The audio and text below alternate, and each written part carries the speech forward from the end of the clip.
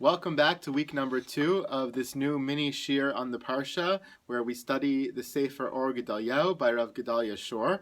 Hopefully I'll be sending out this video shir each week along with the Shabbat sheet in the email that goes out from KMS on Thursdays. You can also subscribe to get this video weekly on my YouTube channel, and I hope that you'll be able to enjoy, have a little bit of insight into the Parsha as you approach Shabbos.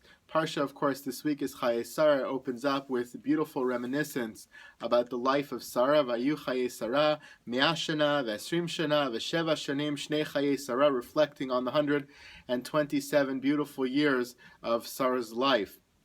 Chazal and later Mefarshim, of course, struggled to understand the repetitiveness and the way that the years of Sarah's life are split up in this pasuk. Why the pasuk says, Vayu Chaye Sara, 100 shana, 100 years, 20 shana, and 20 years, 7 shanim, and 7 years. Why does it repeat the years so many times instead of just saying V'yu Chaye Sara 127 shanim?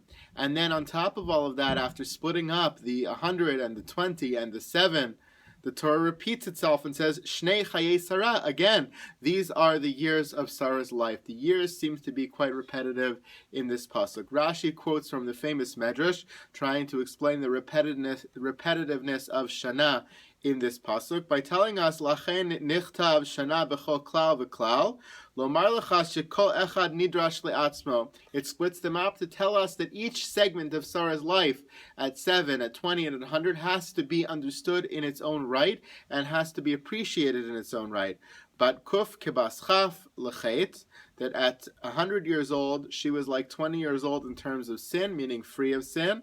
Ma bas chaf lochata, share'ena bas onshin, af bas kuf belochet. Just like at 20, she is not liable to punishment yet in halacha, and therefore free of sin, so too at 100 years, even though 80 years later, she had gone through many life's trials and tribulations and many ups and downs, she still maintained herself free of sin, whatever that means.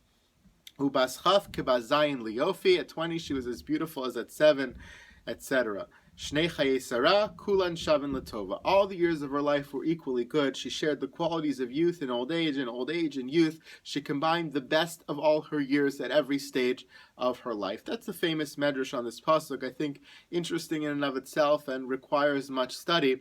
But I'd like to focus on a different medrash that also stems from the 127 years of this pasuk. It's a medrash in Shir Hashirim Rabbah, which focuses on the 127, but not necessarily the split of Shana, Shana, Shana. And it makes a connection between the 127 years of Sarah's life and the 127 provinces of Achashverosh's kingdom, which Esther came to rule over. In the Medrash, very famously, Rabbi Akiva says, Rabbi Akiva, Haya Yoshev V'doresh, he was giving a shir, Rabbi Akiva, V'atzibur misnamnem, like every good rabbi, he was putting the crowd to sleep. They started to doze off just a little bit. Their eyes started to get heavy, and he realized he needed to do something in order to wake them up. Bikesh la'oreran. He tried to do something in order to awake the crowd, in order to awake his Talmidim. So he said the following idea. Amar, Ma ra'ata Esther shetimloch al kuf chav zayin medina. What did Esther do to deserve to rule over 127 provinces? Ela tavo Esther shehi bas bita shel Sara. Rather, we should understand that Esther is the great-great-great-granddaughter of Sara, Shechaita kuf v'chaf v'zayin, who lived 127 wonderful years, v'timloch al kuf v'chaf v'zayin medinot, and therefore Esther merited to rule over 127 provinces, somehow connecting the two lives of Sarah and Esther and making the connection between 127 and 127. Now, on the surface, it sounds like because Rabbi Akiva's students were starting to fall asleep, he needed to say something a little bit radical, a little bit jarring, a little bit funny perhaps. And so he makes up this idea about the connection of 127, 127. Perhaps according to the Medrash, it's nothing more than a gimmick to be able to wake up his students and say something a little bit different that will catch their attention and rouse them from their sleep.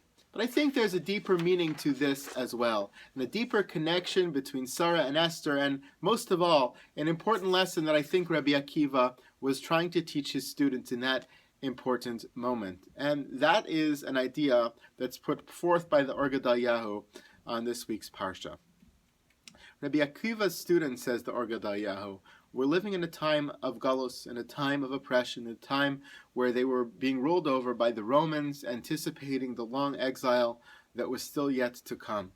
And they're learning Parshat Chaye Sara, and they hear that Sara lived 127 years. And Rabbi Akiva is teaching them about the greatness of Sara, how she made an incredible impact upon the world in her 127 years, how she took advantage of every moment of her life, and she increased the spirituality of the world and brought godliness into the world. And they sit back and they say to themselves, wow, that's incredible, but how will any of us ever achieve that? A, we're not on the level of Sara, and B, we're living in a time of galus, we're living in a time of difficulty, of oppression, we're moving from here to here, there are edicts coming out by the Romans, our centers of Torah have been uprooted, the Beis HaMikdash has been destroyed. How will we ever achieve the greatness that Sara achieved and infuse the world with the same level of spirituality as she did? And they felt despondent. They didn't know where to turn. Rabbi Akiva sees them falling asleep. It doesn't mean falling asleep in the literal sense. It means falling asleep and becoming a little bit despondent about their ability to impact the world spiritually. And he tried to encourage them by teaching them something about the connection between Esther and Sara. He says, the Or Gedalyahu, Ubidvarim elu ba Rabbi Akiva la'orer talmidav. He was trying to wake them up. He surely was. Ki ma shahaya hatzibur misnamnem haya mihashpas hagalus. They were falling asleep because of the influence of the exile. Ki yadua shebegalus nikra b'shem shena. We understand from many different places and sources in Mamrei Chazal that galus is referred to as shena, as sleep. K'mo shedarshu Chazal al akra ani yeshena v'li bi'er al hagalus, just like Chazal darshan the pasuk in Shir Hashirim, which says that I am asleep, but my heart is alive, as a pasuk about the nature of galus, the nature of our relationship with God in galus. So shena, sleep, misnamnem, these students were falling asleep. That indicates something to do with the connection between these students and their situation in galus, in the oppressive situation that they were living under. That's what gives us the entree to perhaps interpret this statement of Rabbi Akiva. And then the Or Gedalyahu says as follows.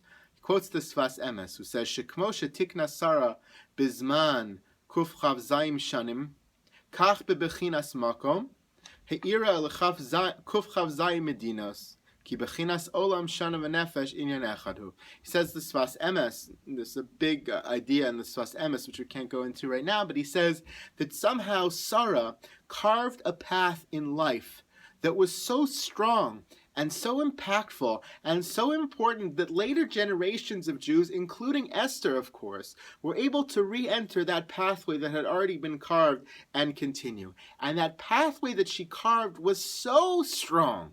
The pathway that allowed for spirituality to enter the world was so strong that it enabled future generations of Jews throughout Jewish history to be able to jump back on that path and continue to infuse spirituality in the world, even in the darkest times. And that's symbolized by Esther.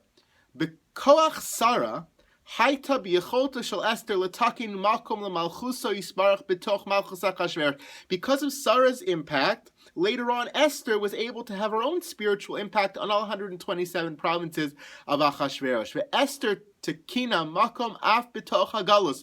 She was able to do it even in the midst of darkness of exile. B'tocha Hester hagadol hashor begalus. Through the great Hester panim, the great concealment of God's face, she was still able to succeed at invigorating the Jews, and inspiring the Jews, and connecting the Jews to HaKadosh Baruch Hu. Ubeprat b'tkufas Esther. The connection to Esther is very important because this lesson was particularly pertinent to the time of Esther, Shaya Zman Hester, which is a time of concealment. As we know, the Megillah never says Hashem's name. As we know, the Gemara says, where is the reference to Esther in the Torah? Haster astir panai mehem, the pasuk in Kitava of the Tochacha, telling us that God will hide his face. That's why her name is Esther, which comes from the word Hester, which means hidden. And therefore we see, according to the Or Gedalyahu, that Sarah's path enabled Esther, even in a time of darkness, even in a time of galus, even in a time of strain, to be able to infuse the world with spirituality. Ubedrasha zo, Orer otam Rabbi Akiva, sheme Esther anu roim sheyecholim lahamshich achius me'havos v'yamaus af begalus latoch hahester panim. We learn, according to Rabbi Akiva, through this medrash and through this connection, that we have the power, each of us, to tap in to the pathway that was carved out for us, not just by Avram, Yitzchak, and Yaakov, and Sara, Rivka, Rachel, and Leah, but all generations of Jews that came before us, to jump back into their path that they started to carve and continue to make an impact upon the world in the physical sense and in the spiritual sense, whether in the best of times or in the worst of times. The Gedalyahu ends with such a charged message. He says, Al yachshov ha'adam, ki ein la'avodaso shum chashivus b'shamayim. Persons should never think that their actions don't have importance in Shamayim.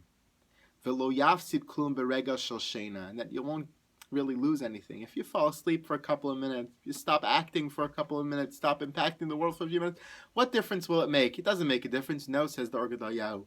According to Rabbi Akiva, it makes the most difference. According to Rabbi Akiva, Esther and each of us jumps back into the path of Sara, to the path of her spirituality and her inspiration, in order to continue to have a great impact upon this world that every one of us can have, in the smallest of ways, in the biggest of ways, in the greatest of times, in the worst of times, in the loudest of moments, and in the quietest of moments. We just have to pick ourselves up and decide that we are true heirs to every generation of Jewish history, and that we ourselves are truly capable. Shabbat Shalom, and happy Thanksgiving.